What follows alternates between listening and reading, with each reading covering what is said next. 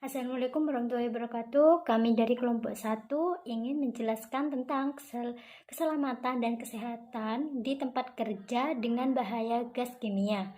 Dan perkenalkan, nama saya Fatimah Yusronia, NIM 19010054, dan teman saya. Nama saya Febrian Fajar Rianto, NIM 190100055. Perkenalkan, nama saya Vivi Sofia, NIM 19010057. Perkenalkan, nama saya Lutfia Putri Salsabila dengan NIM 1901083. Bahan kimia berbahaya.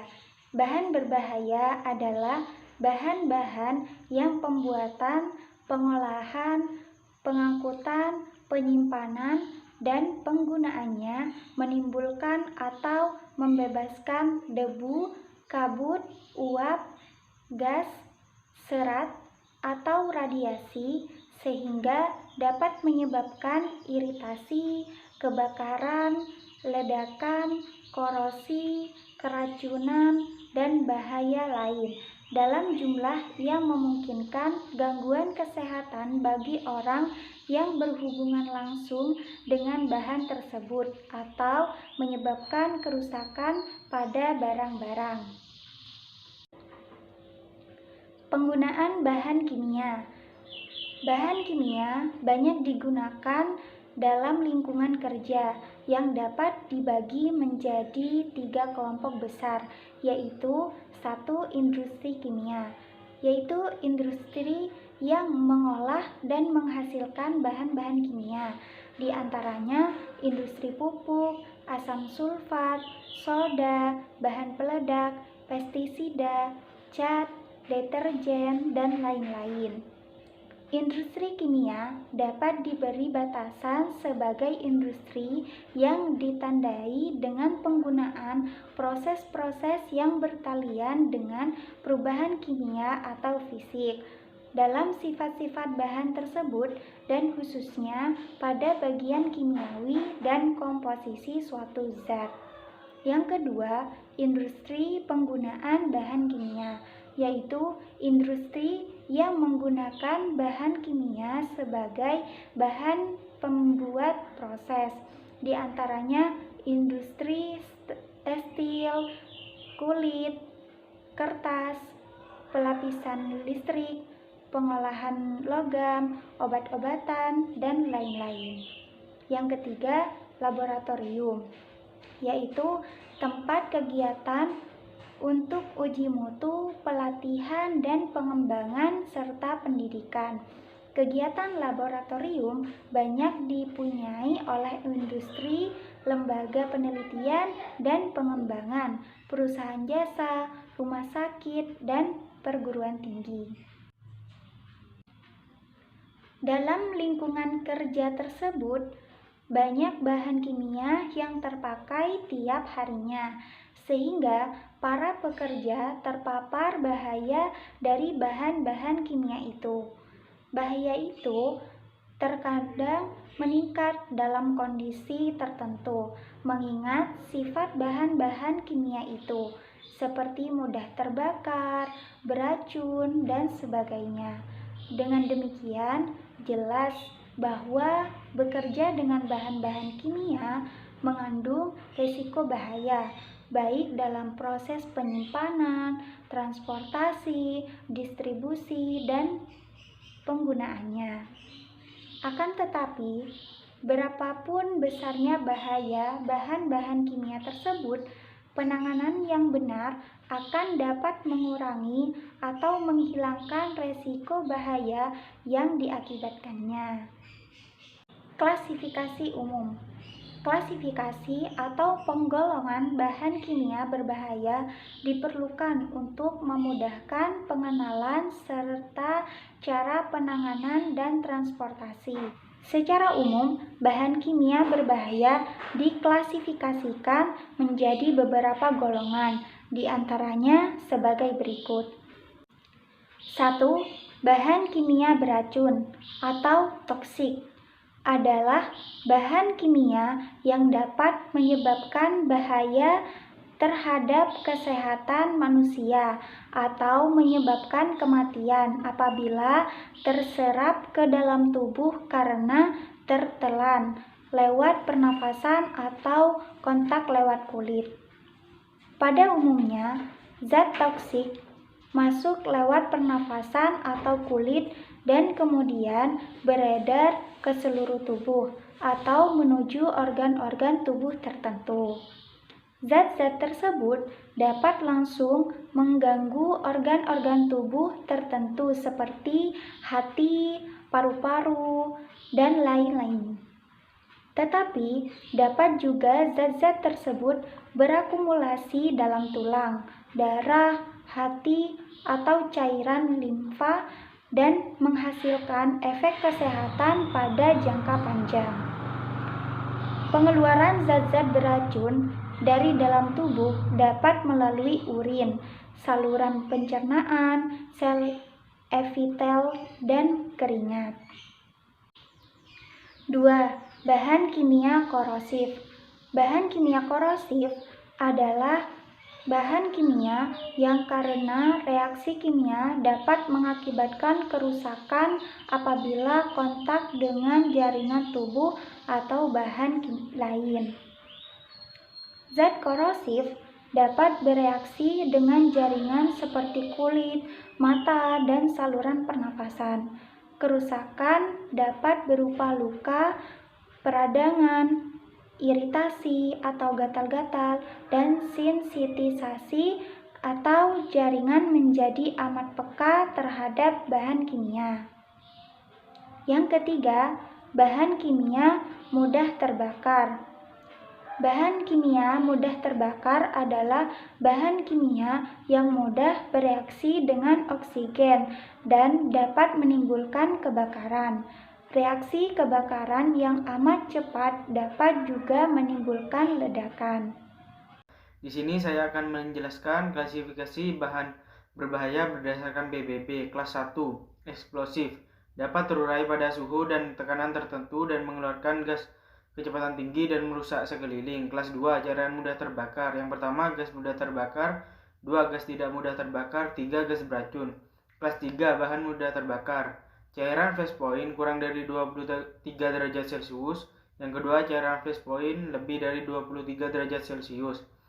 Kelas 4, bahan mudah terbakar selain kelas 2 dan kelas 3. Yang pertama, zat padat mudah terbakar. 2, zat yang mudah terbakar dengan sendirinya. 3, zat yang bila bereaksi dengan air dapat mengeluarkan gas mudah terbakar. Kelas 5, zat pengoksidisida. Yang pertama, oksidator bahan anorganik. 2, peroksida organik. Kelas ke-6, zat racun. 1, zat beracun. 2, zat menyebabkan infeksi. Kelas ke-7, zat radioaktif. Aktivitas 0,002 mikrocurie. Kelas ke-8, zat korosif, bereaksi dan merusak. Selanjutnya saya akan melanjutkan dengan penyimpanan bahan kimia berbahaya. Pengelompokan bahan kimia berbahaya di dalam penyimpanannya mutlak diperlukan, sehingga tempat atau ruangan yang ada dapat dimanfaatkan sebaik-baiknya. Penyimpanan bahan kimia berbahaya sebagai berikut. Yang pertama, bahan kimia beracun. Bahan beracun harus disimpan dalam ruangan yang sejuk, tempat yang ada peredaran hawa, jauh dari bahaya kebakaran, dan bahan yang tidak dapat dicampur harus dipisahkan satu sama lain. Yang kedua, bahan kimia korosif. Bahan ini harus disimpan dalam ruangan yang sejuk dan ada peredaran hawa yang cukup untuk mencegah terjadinya penggumpalan uap. Wadah atau kemasan dari bahan ini harus ditangani dengan hati-hati, dalam keadaan tertutup dan dipasang label. Semua logam di sekeliling tempat penyimpanan harus dicat dan diperiksa akan adanya kerusakan yang disebabkan oleh korosi. Yang ketiga, bahan kimia mudah terbakar. Praktis semua kebakaran terjadi antara oksigen dan bahan bakar dalam bentuk uapnya atau beberapa lainnya dalam keadaan bubuk halus. Api dari bahan padat berkembang secara pelan, sedangkan api dari cairan menyebar secara cepat dan sering terlihat seperti meledak. Dalam penyimpanannya harus diperhatikan sebagai berikut. Yang A, disimpan pada tempat yang cukup dingin untuk mencegah penyalaan tidak sengaja pada waktu ada uap dari bahan bakar dan udara. Yang B, tempat penyimpanannya mempunyai peredaran hawa yang cukup sehingga bocoran uap akan dihancurkan konsentrasinya oleh udara untuk mencegah percikan api. Yang C. Lokasi penyimpanan agak dijauhkan dari daerah yang ada bahaya kebakarannya. Yang D. Tempat penyimpanan harus terpisah dari bahan oksidator kuat, bahan yang mudah menjadi panas dengan sendirinya, atau bahan yang bereaksi dengan udara atau uap air yang lembat lalu menjadi panas. Yang E. Di tempat penyimpanan tersedia alat-alat pemadam api dan mudah dicapai. Yang F. Singkirkan semua sumber api dari tempat penyimpanannya. Yang G. Di daerah penyimpanan dipasang tanda dilarang merokok. Yang terakhir, pada daerah penyimpanannya dipasang sambungan tanah serta dilengkapi alat pendeteksi asap atau api otomatis dan diperiksa secara periodik. Dan yang keempat, bahan kimia peledak atau eksplosif. Terhadap bahan tersebut, ketentuan penyimpanan sangat ketat. Letak tempat penyimpanan harus berjarak minimum 60 meter dari sumber tenaga terowongan, lubang tambang, bendungan, jalan raya, dan bangunan agar pengaruh ledakan sekecil mungkin. Ruang penyimpanan harus merupakan bangunan yang kokoh dan tahan api. Lantainya terbuat dari bahan yang tidak menimbulkan loncatan api. Memiliki sirkulasi udara yang baik dan bebas dari kelembaban, dan tetap terkunci sekalipun tidak digunakan. Untuk menerangkan harus dipakai penerangan alam atau lampu listrik yang dapat dibawa atau penerangan yang bersumber dari luar tempat penyimpanan. Penyimpanan tidak boleh dilakukan di dekat bangunan yang di dalamnya terdapat oli, gemuk, bensin, bahan sisa yang dapat dibakar, api terbuka, atau nyala api. Daerah tempat penyimpanan harus bebas dari rumput kering, sampah, atau material yang mudah terbakar. Ada baiknya memanfaatkan perlindungan dalam seperti bukit, tanah cekung, belukar, atau hutan lebat. Dan yang kelima, bahan kimia oksidator atau oxidation. Tempat penyimpanan bahan ini harus diusahakan agar suhunya tetap dingin. Ada peredaran hawa dan gedungnya harus tahan api. Bahan ini harus dijauhkan dari bahan bakar. Bahan yang mudah terbakar adalah bahan yang memiliki titik api rendah. Dan yang keenam, bahan kimia reaktif terhadap air, karena banyak dari bahan ini yang mudah terbakar, maka tempat penyimpanan bahan ini harus tahan air. Berlokasi di tanah yang tinggi, terpisah dari penyimpanan bahan lainnya, dan janganlah menggunakan sprinkler otomatis di dalam ruangan simpan. Dan yang ketujuh, bahan kimia reaktif terhadap asam.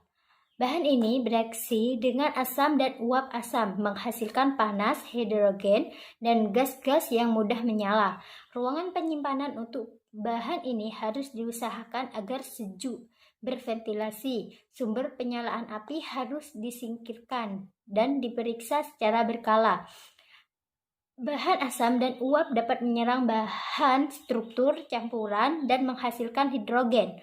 Maka bahan asam dan juga disimpan dalam gudang yang terbuat dari kayu yang berventilasi. Kedelapan, gas bertekanan. Silinder dengan gas-gas bertekanan harus disimpan dalam keadaan berdiri dan diikat dengan rantai atau diikat secara kuat pada suatu penyangga tambahan. Ruangan penyimpanan harus dijaga agar sejuk, bebas dari sinar matahari langsung, jauh dari saluran pipa panas di dalam ruangan yang ada peredaran hawanya. Gedung penyimpanan harus tahan api dan harus ada tindakan preventif agar silinder tetap sejuk bila terjadi kebakaran, misalnya dengan memasak sprinkler. Dan yang kesembilan, bahan kimia radioaktif. Penyimpanan harus di tempat yang memiliki peralatan cukup untuk memproteksi radiasi, tidak dicampur dengan bahan lain yang dapat membahayakan, packaging atau kemasan. Di sini saya akan melanjutkan penjelasan dari teman saya. Yang pertama ada lembar data bahaya.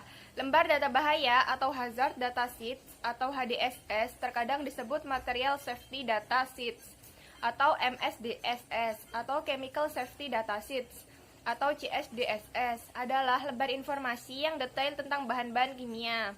Umumnya lembar ini disiapkan dan dibuat oleh pabrik kimia atau suatu program, seperti International Program on Chemical Safety atau IPCS yang aktivitasnya terkait dengan World Health Organization atau WHO, International Labour Organization atau ILO, dan United Environment Program atau UNEP.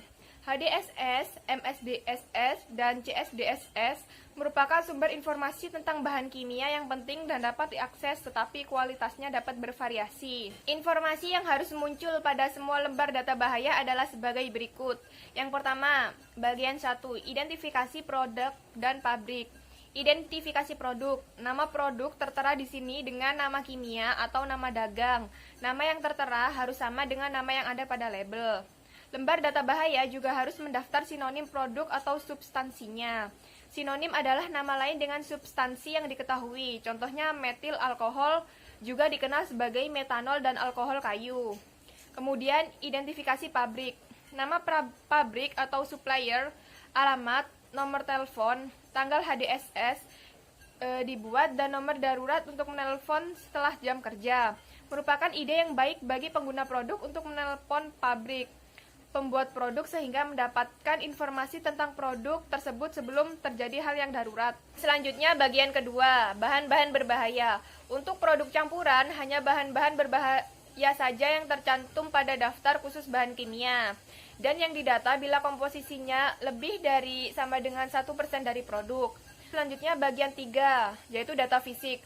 Bagian ini mendata titik didih, tekanan, density, titik cair, tampilan, bau, dan lain-lain.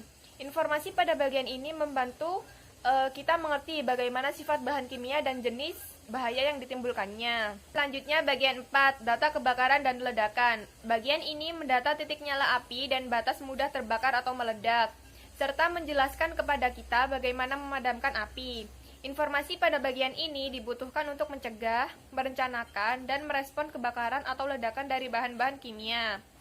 Kemudian bagian kelima, data reaktivitas. Bagian ini menjelaskan kepada kita apakah suatu substansi stabil atau tidak. Bila tidak, bahaya apa yang akan ditimbulkan dalam keadaan tidak stabil.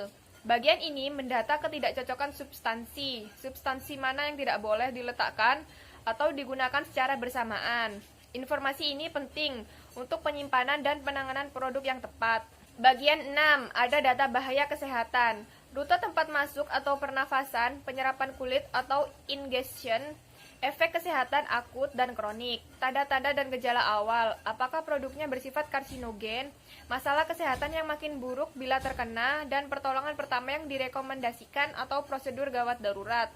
Semuanya harus terdaftar di bagian ini. Kemudian bagian 7, tindakan pencegahan untuk penanganan.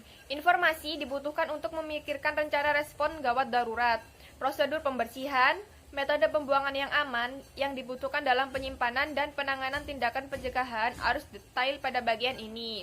Akan tetapi, seringkali pabrik membuat produk meringkas informasi ini dengan satu pernyataan yang simpel, seperti hindari menghirup asap atau hindari kontak dengan kulit. Selanjutnya bagian ke-8, pengukuran kontrol. Metode yang direkomendasikan untuk kontrol bahaya termasuk ventilasi, praktek kerja, dan alat pelindung diri atau Personal Protective Equipment atau PPE dirinci pada bagian ini. Selanjutnya ada pemasangan label dan tanda pada bahan berbahaya. Pemasangan label dan tanda dengan memakai lambang atau tulisan peringatan pada wadah atau tempat penyimpanan untuk bahan berbahaya adalah tindakan pencegahan yang esensial. Yang selanjutnya ada keselamatan dan kesehatan kerja di bidang kimia. Yang pertama ada pengertian keselamatan kerja. Keselamatan kerja adalah keselamatan yang bertalian dengan mesin, pesawat, alat kerja, bahan dan proses pengolahannya, tempat kerja dan lingkungannya, serta tata cara melakukan pekerjaan. Yang kedua ada tujuan keselamatan kerja. Yang pertama ada melindungi tenaga kerja atas hak keselamatannya dalam melakukan pekerjaan untuk kesejahteraan hidup dan meningkatkan produksi serta produktivitas nasional.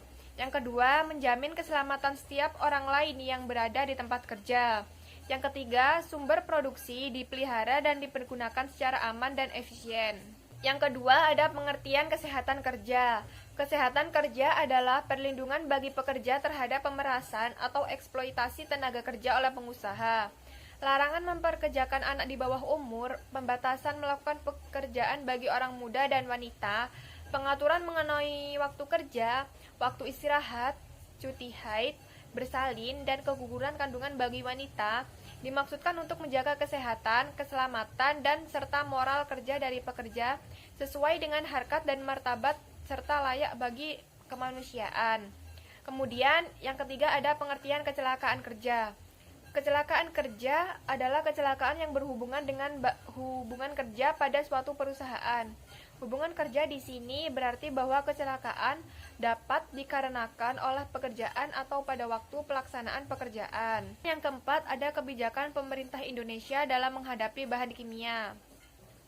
Kebijakan pemerintah Indonesia di bidang keselamatan dan kesehatan kerja atau K3 merupakan salah satu bagian dari kebijakan pemerintah di bidang perlindungan tenaga kerja yang telah digariskan oleh Garis-Garis Besar Haluan Negara atau GBHN, yang antara lain berbunyi sebagai berikut.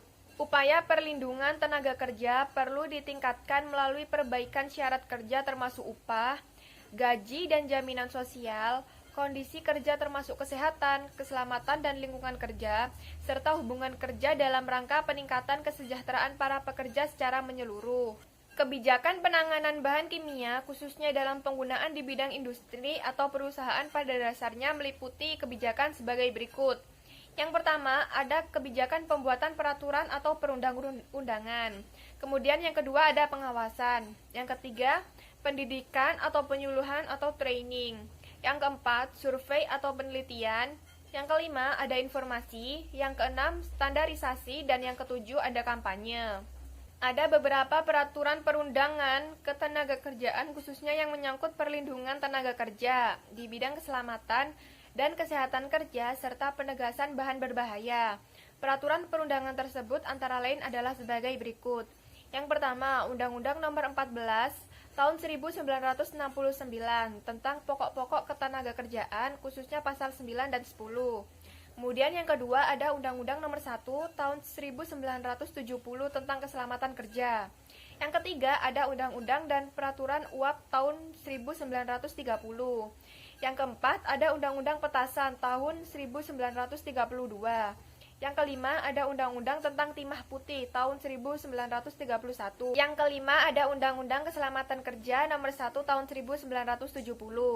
Undang-Undang Nomor 1 Tahun 1970 tentang Keselamatan Kerja diundangkan pada tahun 1970 sebagai pengganti Valley Gesellschaft Nomor 406 yang berlaku sejak tahun 1910. Pasal-pasal dari Undang-Undang Nomor 1 Tahun 1970 antara lain Pasal 2 Ayat 1. Undang-undang ini mengatur tentang keselamatan kerja dalam segala tempat kerja, baik di darat, di dalam tanah, di permukaan air, di dalam air maupun di udara yang berada di dalam wilayah kekuasaan hukum Republik Indonesia.